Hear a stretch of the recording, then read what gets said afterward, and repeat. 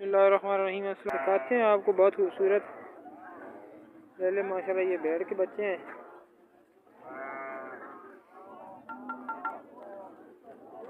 ये भी एक नर बच्चा है, बहुत खूबसूरत बच्चे हैं माशाल्लाह।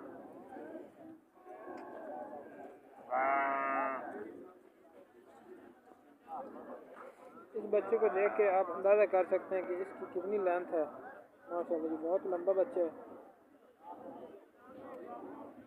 तकरीबन 8 माह का बता रहे हैं मालिक। फेस क्वालिटी भी देख सकते हैं कि बहुत खूबसूरत बच्चे खड़े हैं इनके पास माशाल्लाह। जुम्मे वाले दिन सालोमीटर चेंज के करीब ये मंडी लगती है और उनके पास स्पेशल बच्चे होते हैं ब्रीडर।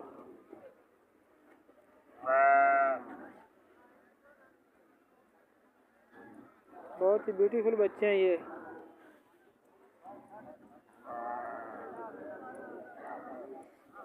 कीमत के लिहाज से हर किस्म का जानवर इनके पास होता है और खूबसूरती में भी बेमिसाल है। 25-30 हज़ार से शुरू होते हैं और 1.5 लाख तक तकरीबन इनके पास बच्चे खड़े हैं।